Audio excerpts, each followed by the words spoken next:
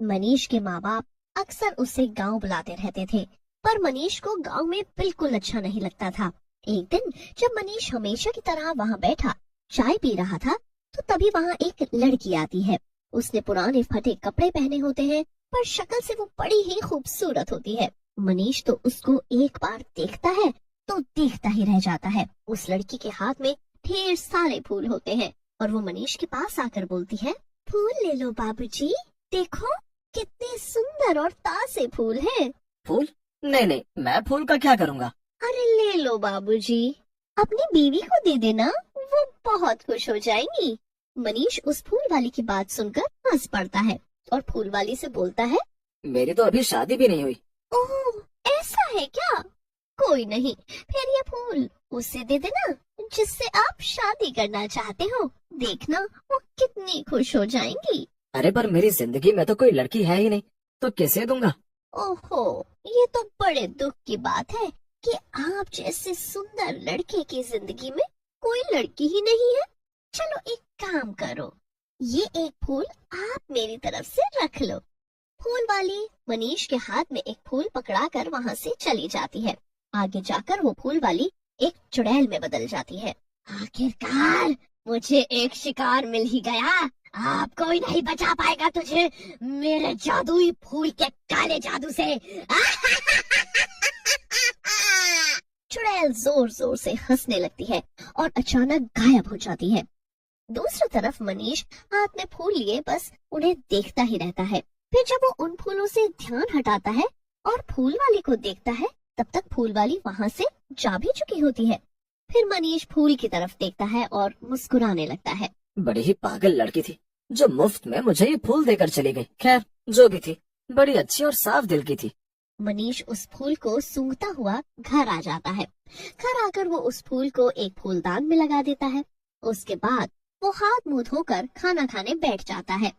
मनीष जब खाना खा रहा होता है तो उसे बार बार उस लड़की का ख्याल आता है। मनीष जब रात को सो रहा होता है तो उसे बड़ी ही तेज खुशबू आती है। खुशबू इतनी तेज होती है कि मनीष की आंख खुल जाती है। इतनी तेज खुशबू आखिर आ कहाँ से रही है? मनीष के दिमाग में वो खुशबू इस कदर चढ़ जाती है कि वो सो नहीं पाता। वो खुशबू उसको अपनी तरफ खींच रही होती है। जब काफी देर तक मनीष खुद को रोक नहीं पाता तो वो उठकर देखने चला ही जाता है कि आखिर खुशबू आ कहाँ से रही है। मनीष अपने कमरे के बाहर जाता है और फिर हॉल में, जहाँ वो फूलदान में फूल रखा होता है, वो खुशबू उसी फूल की होती है जो मनीष के दिमाग को एकदम सुन्न कर देती है। अच्छा, तो ये खुशबू इस फूल की है। अजीब बात है, एक फूल से आखिर इतनी खुशबू। कुछ तो बात है इस फूल में। ये आम फूलों जैसा तो नहीं है, और न ही इसकी खुशबू। मुझे कल ढूंढना ही होगा उस फूल बेचने वाली को। पूरी रात मनीष ठीक से सो नहीं पाता और फिर अगले दिन ऑफिस के वक्त वो उसी नुक्कड़ पर चाय वाले के पास जाता है। अब मनीष वही बैठकर चाय पर चाय पीता जाता है और उस फूल वाली के आने का इंतजार करता रहता है। काफी देर हो जाती है। एक एक करके सब अपनी दुकान बंद करके चले जाते हैं और आखिर में वो चाय वाला भी चला जाता है। मनीष अकेला वहाँ बैठा रहता है और फिर वो भी वहाँ से जाने की सोचता है, पर तभी उसे वही फूलों की खुशबू आती है। ये तो वही खुशबू है, लगता है वो आ गई। वो यहीं कहीं है। मनीष इतना बोलता ही है कि तभी वो फूल वाली उसके सामने आ खड़ी होती है। अरे बाबूजी, आप इतनी रात को यहाँ अकेले में क्या कर रहे हो? सारी दुकानें तो बंद हो चुकी हैं। मैं तुम्हारा इंतजार कर रहा हूँ कब से। मेरा इंतजार? पर क्यों? वो जो फूल तुमने मुझे कल दिया था, उसकी खुशबू मुझे हर वक्त परेशान कर रही है। मैं पूरी रात सो नहीं पाया, बस बार बार तुम्हारा ही ख्याल आ रहा था। मैं बस तुमसे ये कहना चाहता हूँ कि मैं तुम्हारे बिना नहीं रह सकता। तुम मेरे साथ चलो मेरे घर पर, मैं तुमसे शादी करना चाहता हूँ। ये सुनकर फूल वाली मन ही मन मुस्कुराती है। उसकी मुस्कुराहट एकदम ऐसी होती है जैसे वो किसी मकसद में कामयाब हो गई हो।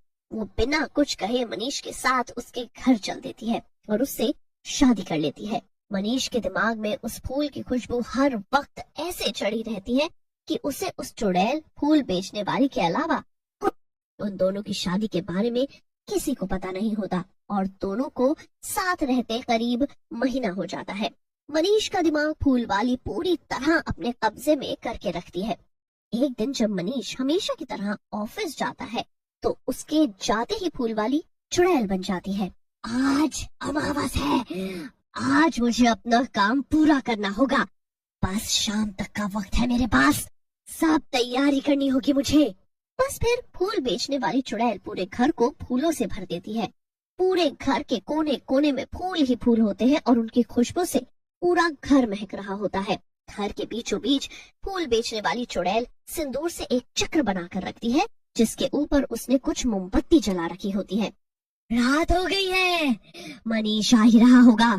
मैं अपना काम शुरू कर देती हूँ और पूरे घर की लाइट बंद कर देती हूँ। चुड़ैल बस फिर पूरे घर में अंधेरा करके उस चक्र के पास बैठ जाती है और अपना काला जादू शुरू कर देती है। उसका मकसद मनीष को अपने साथ अपनी दुनिया में ले जाना होता है, जिसे वो उस अमावस की रात को पूरा करने वाली होती है। थोड़ी ही देर बाद दरवाजे पर एक आहट होती है, पर सब उल्टा हो जाता है। घर के अंदर मनीष नहीं बल्कि गांव से उसके बाबूजी आ जाते हैं।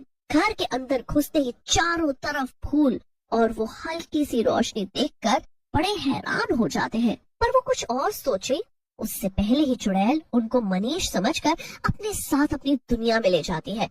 उसके बाद मनीष की माँ घर के अंदर पैर रखती है। अरे, ये मनीष के बाबूजी अभी तो अंदर घुसे थे, तो अचानक कहाँ चले गए? ये घर में भी कोई दिखाई नहीं दे रहा।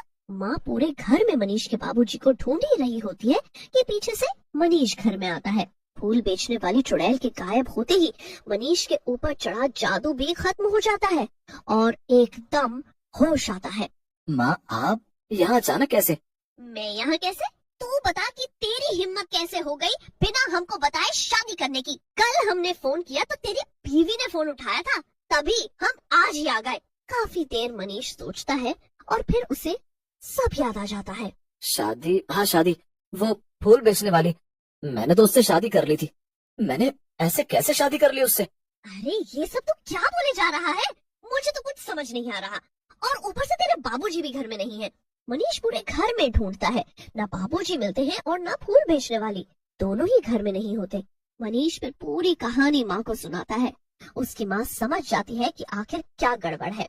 मनीष की माँ उसे उसी जगह लेकर जाती है जहाँ उसे वो फूल बेचने वाली चुड़ैल पहली बार मिली थी। वहाँ जाकर वो उसके बारे में सबसे पूछती है, पर कुछ पता नहीं चलता और दोनों वापस घर आ जाते हैं।